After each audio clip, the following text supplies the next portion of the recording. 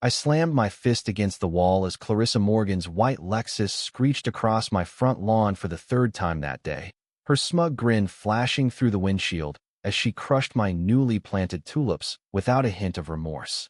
3 years of this silent war watching her trample my yard, my peace, and the dignity of our so-called community, all while the HOA, run by her husband, looked the other way. When she nearly ran over my dog Max during one of her reckless shortcuts, something inside me snapped. That was the day I stopped playing nice. My name is Jake Thompson. I'm 36, a mechanical engineer with 8 years of military experience behind me. I moved to Oak Ridge Glen for a quieter life.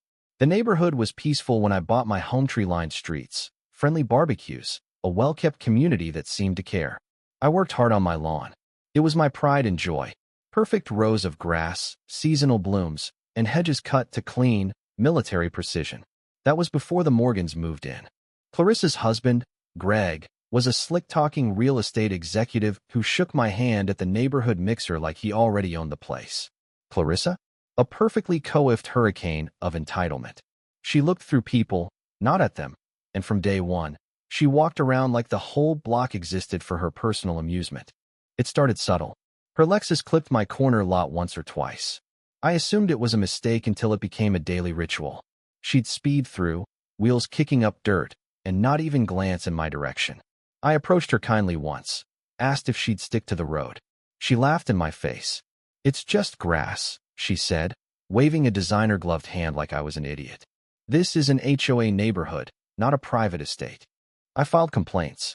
The HOA responded with polite nothingness.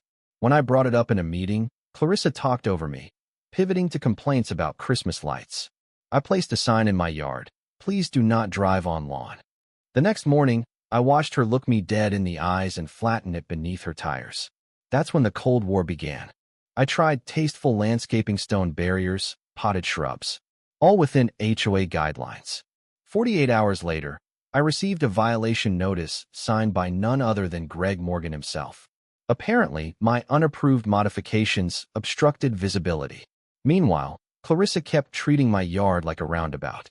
That's when I met Rachel Adams, a sharp, no-nonsense attorney who lived 3 blocks down. We bonded over terrible coffee and HOA horror stories. Turns out, Clarissa had made Rachel repaint her front door despite it being an approved shade of navy just because she didn't like it. "She's not the president," Rachel said flatly. "She's a tyrant in yoga pants." Together, we mapped out the power structure of Oak Ridge Glen. Greg was president in name only. Clarissa made the rules. 2 families had already moved out because of her. I tried one last time, cornering Greg at the gym. "I get it," he whispered, wiping sweat from his brow. "But living with her is hard. She doesn't let things go." That same week, I got a violation notice for the tire track she left. The tipping point came on a sunny Saturday. I was playing fetch with Max. He chased his tennis ball near the edge of the lawn right as Clarissa came barreling down the street. Her Lexus swerved into the yard like always, this time with Max in its path. I screamed. He dodged at the last second. Clarissa never even tapped her brakes. My hands were still shaking when I confronted her. She smiled, lifted her phone, and started recording. "You're threatening me," she said loudly. "I'm calling the police." I walked away before I did something I'd regret.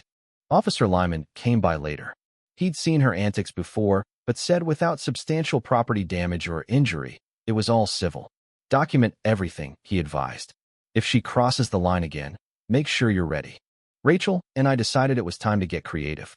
I used my engineering skills to design a deterrent, a speed bump that looked legit, fully compliant with HOA standards.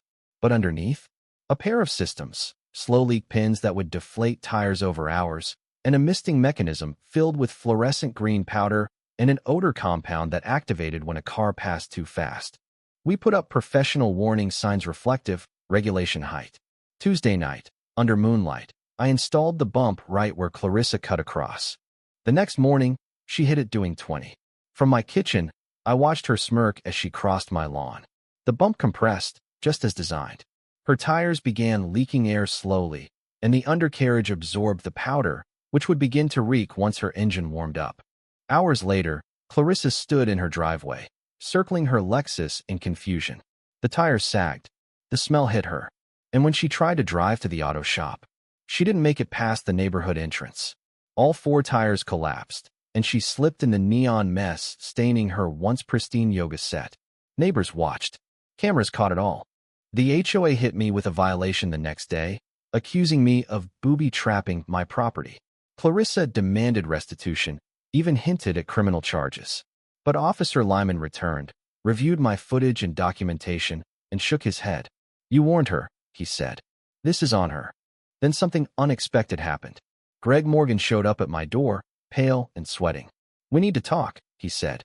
At a coffee shop, he handed me a flash drive. 3 years of footage, he said. "She's done this to half the block. I can't keep covering for her." He was done being her enabler. At the emergency HOA meeting, Clarissa launched into a dramatic monologue about chemical attacks and vehicular sabotage. Then I stood up with Rachel beside me and played the videos. Footage of her trespassing, laughing about violations, nearly hitting Max. Rachel laid out the legal side. Greg stepped up last. He played damning clips of his wife mocking neighbors, instructing him to fabricate citations. By the end, neighbors were furious not at me, but at her. One by one, they shared their stories. A retired teacher, a young couple, an elderly widow. Years of bullying unraveled in 30 minutes. The vote was swift. Clarissa was stripped of her HOA title, fined for property damage, and forced to apologize. Greg filed for separation. Clarissa sold her share of the house and left Oak Ridge Glen. The neighborhood changed almost overnight. Barbecues returned. Kids played freely. The HOA rewrote its bylaws for transparency. My lawn was restored on the HOA's dime, and I added a bench where folks now gathered during walks. Rachel and I still laugh about it sometimes, watching Max sniff the edge of the yard like he's guarding sacred ground. Some say revenge is petty, but I say justice needs teeth. And in Oak Ridge Glen, justice came with a slow hiss of deflating tires and a trail of green footprints leading out of town.